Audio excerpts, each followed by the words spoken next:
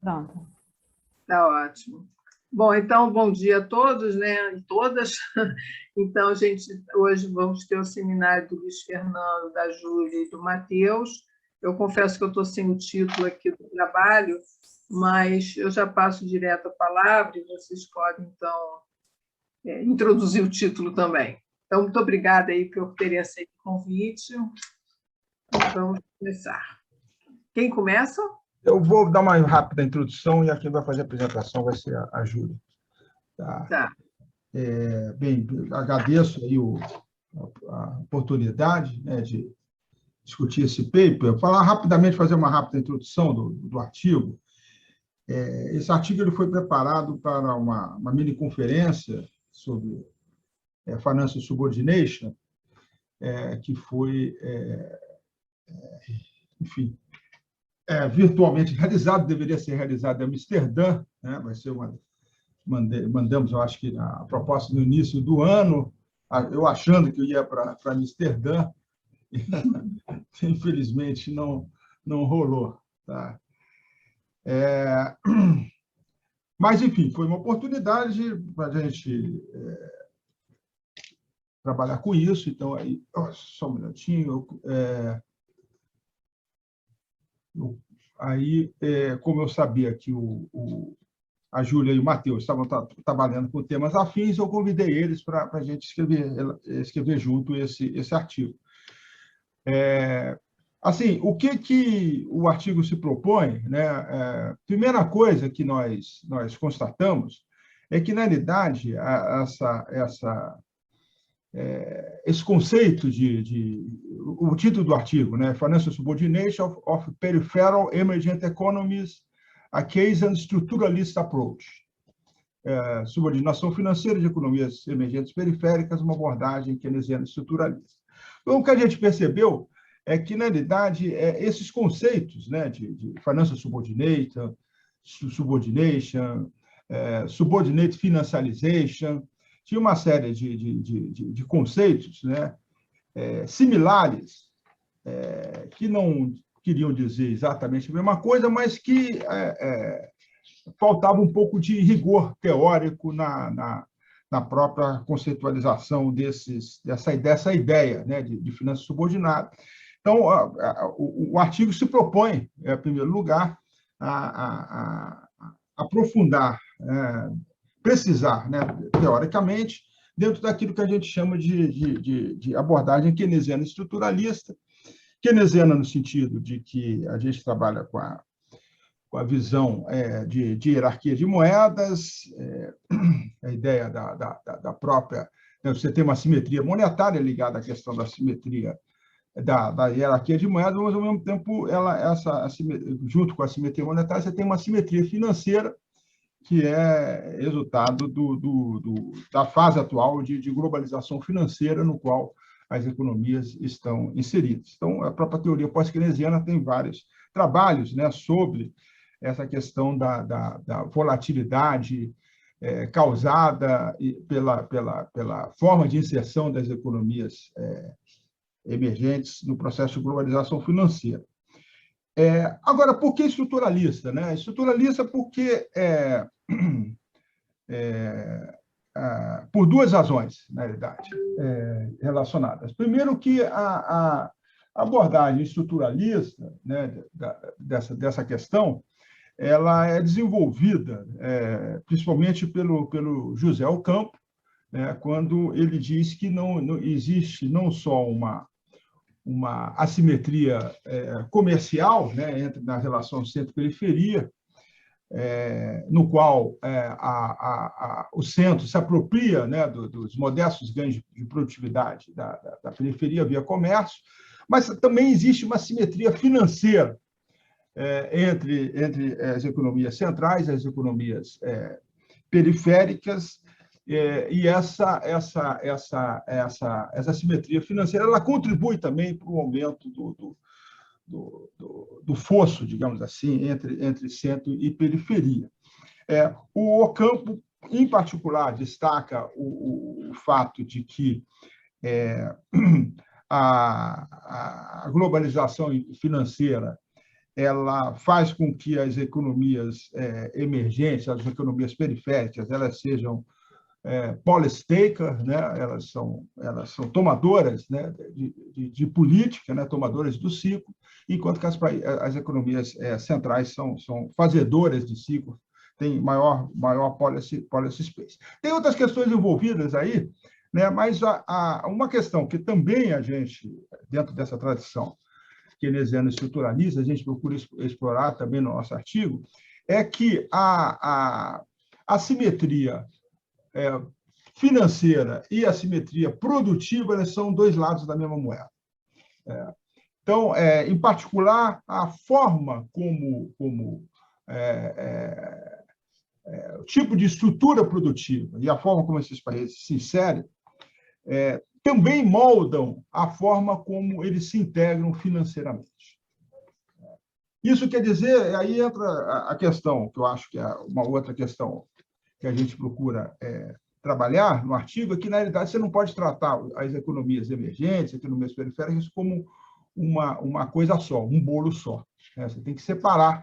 E a gente procura separar, particularmente, entre aquelas economias produtoras de commodities, com foco nos países da América Latina, e as economias com uma estrutura produtiva mais heterogênea, né, com forte conteúdo de produtos manufaturados, como é o caso dos países do leste asiático. Né? Então, a gente vai procurar mostrar que, na realidade, existe, para usar um termo do Accuse, né, um nexo, né, o nexo commodities-finanças, né, no sentido de que o próprio ciclo de commodities e o ciclo de financeiro, eles caminham juntos, né, e tendem a se retroalimentar. Né? Então, fundamentalmente é isso, né? É um trabalho ainda preliminar, né? E eu passo a bola para a Júlia, daí no final a gente volta para discutir, tá bom? Oi, pessoal, bom dia. Vou compartilhar aqui a tela com vocês. Lynette, você consegue? Oi? Tenho que me habilitar aqui para compartilhar a tela.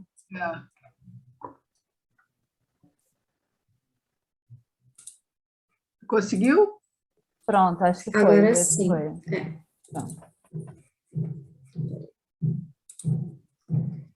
Tem um barulho básico de obra atrás, né? Porque apresentação online é assim. Bom, pessoal, o Lufa já fez, né, a introdução do nosso artigo.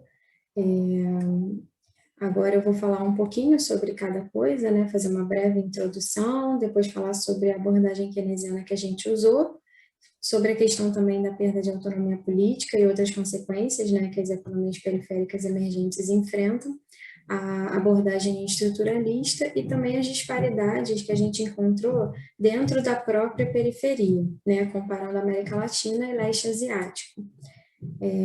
Bom, o Lufa já falou sobre isso aqui, né, sobre as contribuições que a gente pretende dar com esse artigo.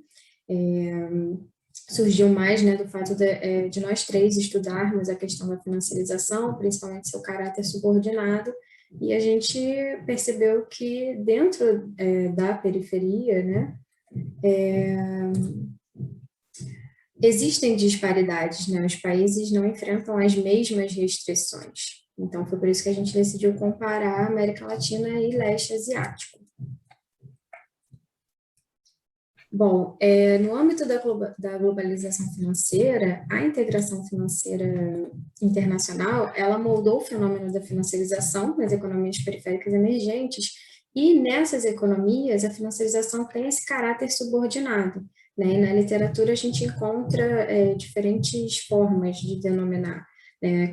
Financiarização subordinada, como Bonizzi, integração financeira subordinada, como aquele texto, né, famoso da Kaltenbrunner e do Painceira, ou simplesmente subordinação financeira. Então, é isso, a financiarização nas economias periféricas se manifesta de maneira subordinada, e isso ocorre porque essas economias estão posicionadas de forma subordinada no sistema monetário internacional. Então, a conjuntura internacional, ela afeta substancialmente o processo de financiarização doméstica desses países.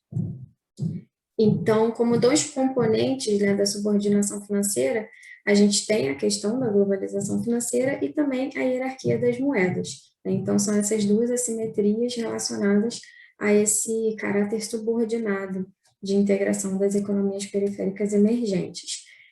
Falando um pouco sobre a globalização financeira, né, fazendo uma contextualização, no âmbito de Bretton Woods, os fluxos de capital entre os países eram limitados e o câmbio precisava ser fixo para evitar possíveis conversões de capital em ouro em detrimento do dólar, né? E os Estados Unidos acabaram rompendo unilateralmente esse acordo de Bretton Woods, porque eles estavam buscando acomodar os seus déficits no balanço de pagamentos decorrentes dos empréstimos concedidos para a reconstrução das demais nações centrais no pós-guerra.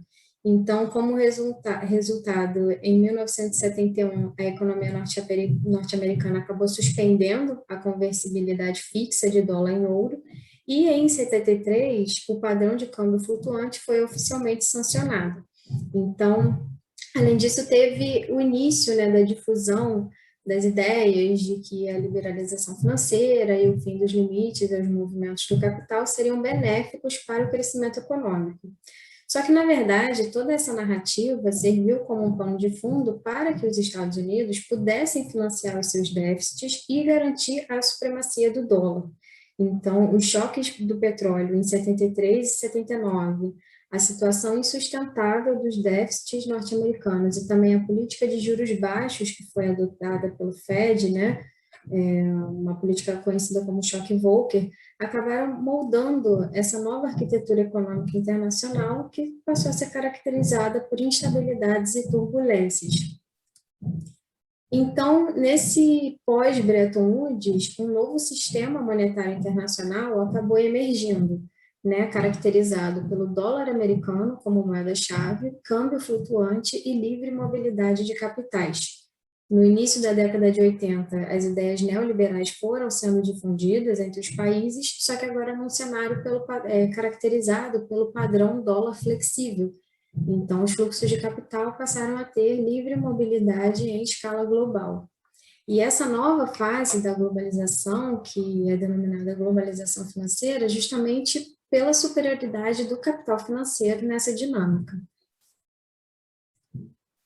E a partir dos anos 90, as medidas neoliberais foram, né, sendo difundidas entre os países em desenvolvimento, recomendadas no Consenso de Washington, e acabaram ampliando as práticas de desregulamentação e eliminação de controles de capital. E tudo isso foi incentivado por instituições internacionais, como o FMI, Banco Mundial, que passaram a orientar os países em desenvolvimento a seguir uma agenda liberalizante com o objetivo de facilitar a entrada de investimentos externos, né, e difundindo essa ideia de que isso geraria mais crescimento, já que essas economias são escassas em capital. Então, a globalização financeira e a maior movimentação de capitais engendraram um processo de financiarização que nessas economias periféricas ocorre de maneira subordinada, como eu disse anteriormente. E a difusão das políticas liberalizantes na década de 90 acabou provocando elevados déficits em conta corrente nas economias periféricas, volatilidade cambial e também uma maior exposição a choques especulativos, né? Tudo isso porque os fluxos de capital possuem um caráter volátil e procíclico, né? E são compostos por capitais especulativos que buscam rendimento de curto prazo. E isso é um fator que a teoria pós-keynesiana ressalta. A outra simetria que a gente fala é a simetria monetária, que é caracterizada pela hierarquia das moedas, né? Essa hierarquia apresenta uma distribuição das moedas dos países de acordo com seu grau de liquidez. No topo da hierarquia está o dólar americano, porque a atual moeda é a moeda-chave do atual sistema monetário internacional, e é a moeda que oferece a maior liquidez, também tem o maior grau de conversibilidade e apresenta uma segurança, né, para os investidores. E, de maneira oposta, as moedas dos países periféricos, elas estão nos níveis mais baixos da hierarquia porque têm o menor prêmio de liquidez. E, por conta disso, essas moedas acabam enfrentando alguns obstáculos para exercer plenamente as funções da moeda também no âmbito externo. E o que ocorre também é que, em momentos de incerteza, os investidores internacionais vão preferir liquidar os seus contratos em moeda forte, né? Ou seja, naquelas moedas com maior prêmio de liquidez. Mas, quando o apetite ao risco é maior e as expectativas são otimistas, os investidores internacionais eles vão acabar demandando mais ativos que são arriscados, porque esse maior risco ele acaba sendo compensado pelas elevadas taxas de juros oferecidas pelos países que emitem as moedas menos líquidas. Então, as economias periféricas emergentes acabam utilizando as taxas de juros para garantir a remuneração dos investidores internacionais, compensar o baixo prêmio de liquidez das suas moedas e também atenuar a fuga de capitais em momentos de incerteza. E assim, diante de uma dinâmica global assimétrica, a gente observa que as nações cujas moedas apresentam maior liquidez possuem forte influência sobre as políticas econômicas daquelas que se encontram nos níveis mais baixos da hierarquia monetária. E tudo isso é favorecido, né, pela globalização financeira e a existência dessa hierarquia monetária, né, que acabam impondo restrições aos países que são integrados nesse sistema de forma subordinada. E dessa dinâmica, a gente destaca algumas consequências importantes, né? E a principal é a perda de autonomia política, né? A inserção subordinada no sistema monetário internacional e a posição no sistema inferior da hierarquia monetária prejudicam a autonomia das políticas econômicas dos países periféricos, né? Porque esses países eles precisam constantemente aumentar a taxa de juros para oferecer um diferencial de juros maior e atrair os investidores internacionais. E, de maneira oposta, né, os países centrais conseguem definir de uma maneira mais autônoma as suas taxas de juros, porque buscam atender apenas aos objetivos domésticos. Então, esses países possuem grande autonomia para desenvolver uma agenda econômica voltada para o ambiente doméstico. Então, assim, em um mundo globalizado e financeiramente integrado, as decisões dos países centrais acabam impactando as decisões dos demais países. Como eu disse anteriormente, o que eu vou acrescentar aqui agora é que isso acontece independentemente do regime cambial adotado, né? Porque se a gente for relembrar o trilema macroeconômico, né, que diz que com livre mobilidade de capitais, a política monetária ela só é autônoma se tiver uma taxa de câmbio flutuante. Só que nos países que estão integrados financeiramente de forma subordinada, a flutuação do câmbio ela não é suficiente para garantir um maior espaço de manobra das políticas domésticas, né? Então, o que ocorre é que o governo precisa moldar a macroestrutura doméstica de acordo com os interesses externos, e isso acaba restringindo as possibilidades de políticas voltadas para o desenvolvimento interno. E, então, essa autonomia política ela também fica prejudicada, né? Ela se reduz caso o país tenha um elevado grau de abertura financeira, e é o que ocorre, né, com as economias periféricas emergentes. E, enquanto isso, os Estados Unidos, enquanto detentores da moeda-chave, né, eles têm uma grande autonomia das suas políticas, e essa hegemonia, né, ela acaba sendo maior, né, nessa dinâmica de livre mobilidade de capitais e também com o regime de câmbio flexível adotado por algumas economias. Então, as economias periféricas emergentes, né, em relação à política monetária dessas economias, o que ocorre é que as altas taxas de juros que são utilizadas para garantir a remuneração dos investidores e compensar o baixo prêmio de liquidez das moedas restringem a atuação das autoridades monetárias e também oneram a dívida pública. A política cambial fica sujeita aos ciclos de expansão e retração da liquidez internacional, então essas economias sofrem com alta volatilidade cambial. E sobre a política fiscal, o que ocorre é que a adoção de medidas mais austeras, né, que essas economias usam como sinalizadores de um comprometimento fiscal baseado na disciplina de mercado, acaba impedindo a adoção de uma agenda fiscal comprometida com o crescimento doméstico. Essa figura a gente tirou do texto, né, da Bárbara Fritz, do Luiz Fernando e da Daniela Prats, e mostra como que a posição da moeda na hierarquia está relacionada com o seu espaço de política, né? Então, quanto maior é o seu posicionamento na hierarquia, mais espaço de política você tem. Então, o que ocorre é que esses países, né, emissores das moedas menos líquidas, eles vão descendo na hierarquia e, consequentemente, vão perdendo graus de liberdade das suas políticas. Outras consequências da subordinação financeira que a gente destaca, né, porque além dessa dependência das elevadas taxas de juros e da volatilidade cambial, que impactam a autonomia das políticas, a gente observa que esses países acabam acumulando reservas, né, um elevado nível de reservas. Isso ocorre devido a entradas de capital externo, mas que são retidas como forma de proteção para possíveis fugas de capital. Então, esse estoque de moeda estrangeira mostra que o Banco Central ele pode canalizar as reservas para o mercado e garantir a liquidez dos investidores internacionais, caso tenha algum choque adverso. Outra característica, outra consequência é o original sin, né, o pecado original, que é um termo utilizado para demonstrar a incapacidade que alguns países têm de utilizar as suas moedas domésticas para obter empréstimos externos. E mais recentemente, numa análise também da Bárbara, da Dani Prats e do Lufa, eles destacam a questão do Original Sin Redux, né? Que seria uma nova fonte de vulnerabilidade externa que emergiu nas economias periféricas justamente no âmbito da globalização financeira, porque os investidores internacionais eles passaram a obter mais ativos denominados em moeda periférica, só que mantiveram as suas obrigações atreladas à sua moeda de origem. Então, caso haja uma desvalorização da moeda periférica, esses investidores vendem seus títulos e ações e acabam engendrando saídas de capital da periferia. Então, o que ocorre são novas ondas de saída de capital, só que agora num ambiente no qual perdas e ganhos são imprevisíveis.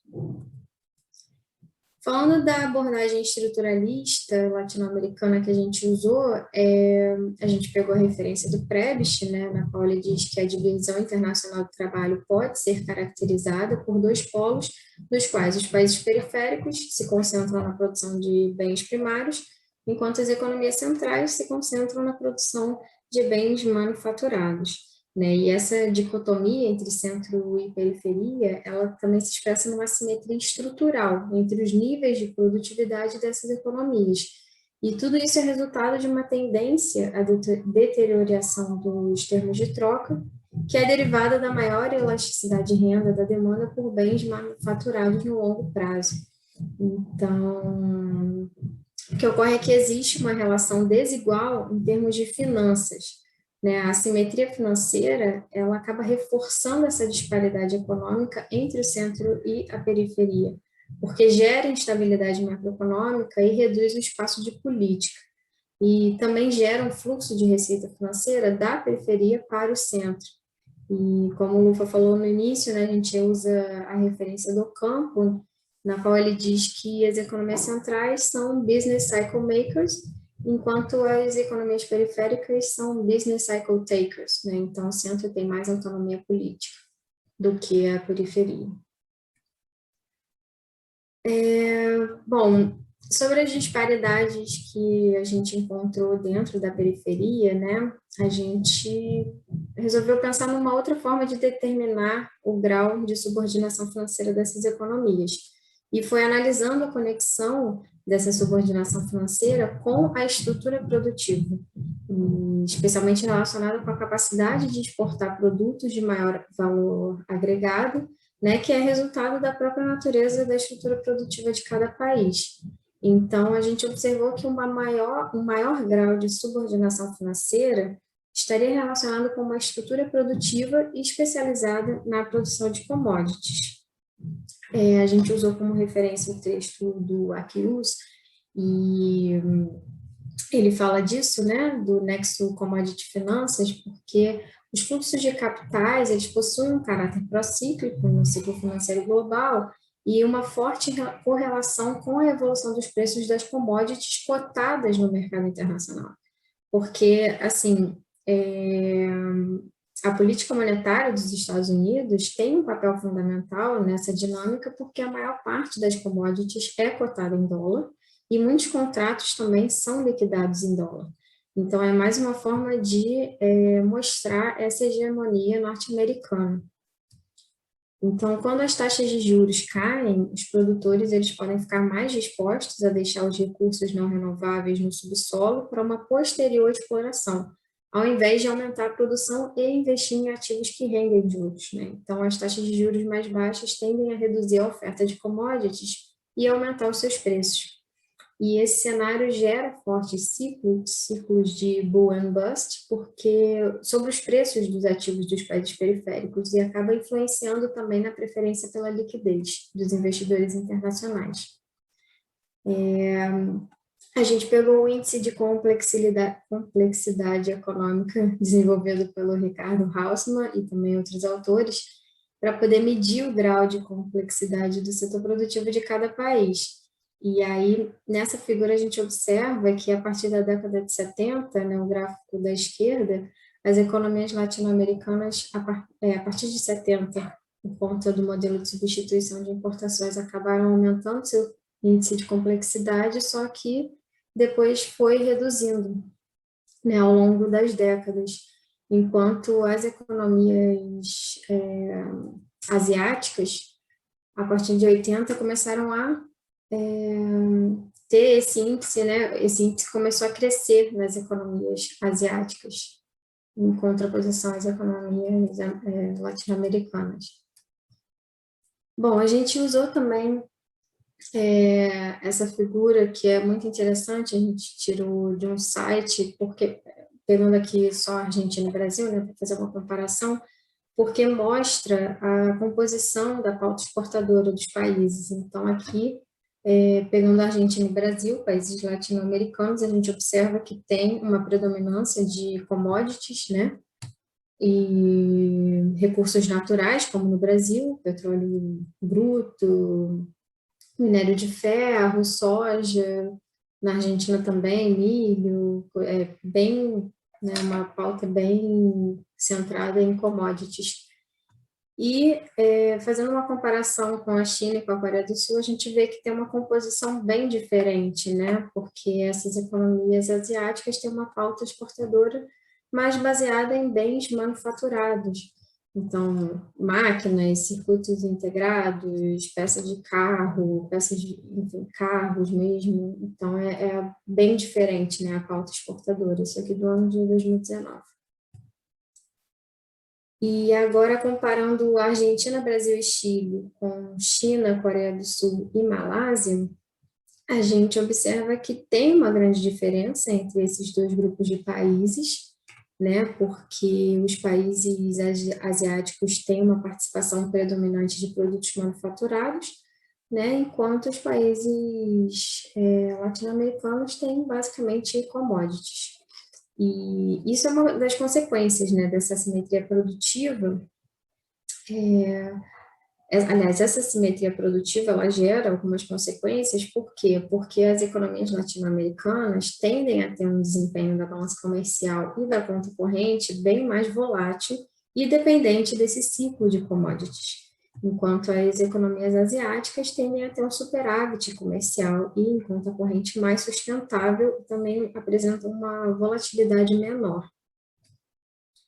Agora, analisando a razão reservas cambiais sobre o PIB, a gente também observa que tem uma disparidade entre esses grupos de países, porque no leste asiático tem uma tendência de crescimento das reservas desde 90, né? E a partir de 2000 até alcançando percentuais acima de 20% do PIB, enquanto na América Latina, embora haja uma tendência de crescimento, né, a partir de 2000, essa razão ela fica abaixo dos 20% do PIB. Então, essa figura mostra justamente isso, né? A razão em reservas internacionais. sobre o PIB, essa diferença, né, entre economias asiáticas e latino-americanas. Bom, agora falando da integração financeira, né, porque além dessa assimetria produtiva dentro da própria categoria de economias periféricas, que é a principal contribuição do nosso artigo, né, mostrar isso, essa disparidade, também existe uma assimetria financeira entre esses países, né, e essa assimetria financeira na periferia, ela está diretamente relacionada à forma de integração financeira das economias periféricas, e é isso que caracteriza o seu grau de subordinação. Então, agora comparando as obrigações externas em porcentagem do PIB, agora pegando Brasil, México, Argentina e comparando com China, Coreia do Sul e Taiwan, no período 95 até 2015, a gente observa que, em termos relativos, as obrigações externas dos países da América Latina são maiores do que dos países asiáticos, e essa maior diversificação das obrigações externas nos países, né, o que acontece é que no primeiro grupo, né, na América Latina, tem uma predominância de investimento direto estrangeiro e também de outros investimentos, enquanto nos países asiáticos há um predomínio ainda maior, né, de investimento direto estrangeiro, só que é seguido por portfólio equity e outros investimentos. Então, esse gráfico mostra isso também, né, a composição dessas obrigações externas, como eu disse anteriormente, aqui a gente, na esquerda da América Latina, a gente observa que outros investimentos têm uma participação grande, enquanto no leste asiático, né, a gente vê aqui o portfólio equity tem uma participação maior. Agora, analisando os ativos externos desses países, a gente observa um padrão contrário, né? Então, ao contrário das obrigações externas, os ativos externos são maiores nas economias do leste asiático, né? E isso ocorre devido ao maior volume de reservas cambiais das economias asiáticas, que resultam desse melhor desempenho das exportações líquidas, né? Que são maiores e menos instáveis. E o que a gente observa também é que nos dois grupos de países há uma tendência crescente de internacionalização de empresas residentes para o exterior. Então, esse gráfico aqui mostra também a composição agora dos ativos externos, né? O lado esquerdo é da América Latina, o lado direito, leste asiático, e aí a gente vê aqui, né, o que eu disse anteriormente, é um padrão que se inverte, né? Nesse caso, as economias asiáticas têm um ativo externo maior do que o passivo externo. Agora, analisando os ativos financeiros líquidos, né, a gente vê que tem uma predominância de ativos líquidos compostos por reservas cambiais, só que a principal diferença está no montante relativo dessas reservas. Enquanto nas economias latino-americanas há um volume negativo de investimento direto estrangeiro e um volume crescente, né, de outros investimentos, nas economias asiáticas o saldo negativo é principalmente de investimento direto estrangeiro, porque são economias que são receptoras, né, de capital externo. E, por fim, a gente destaca também que essa relação ativos financeiros líquidos sobre o PIB, ela é altamente negativa na América Latina e, a partir de 2002, ela passa até a ser positiva para o leste asiático, que é o que mostra esse gráfico aqui, né? Então, a gente tem aqui a linha, que é essa relação, ela é sempre negativa para a América Latina, enquanto no leste asiático, a partir de 2002, ela passa a ser positiva. E como considerações finais, a gente destaca que as assimetrias produtivas e financeiras estão relacionadas entre si, né, como o Lufa falou no início, são faces da mesma moeda. E a sobreposição dessas assimetrias acaba definindo a subordinação financeira das economias periféricas emergentes. E os países exportadores de commodities, que é o caso dos países latino-americanos, têm uma economia pouco diversificada e complexa, então costumam ter forte dependência de capital estrangeiro, um saldo volátil em conta corrente e são dependentes do ciclo de commodities. E já as economias do leste asiático são exportadoras diversificadas de produtos manufaturados de alto valor agregado, e isso acaba permitindo uma posição mais forte no balanço de pagamentos, superávit em conta corrente e uma menor dependência dos fluxos de capital, além de um alto acúmulo de reservas cambiais. E o perfil de ativos e obrigações externas gera uma maior vulnerabilidade externa na América Latina, e essa é uma característica da subordinação financeira, enquanto no leste asiático a vulnerabilidade é menor, né, seja pela menor magnitude das obrigações externas ou pelo volume de ativos externos maiores, principalmente sob forma de reservas cambiais.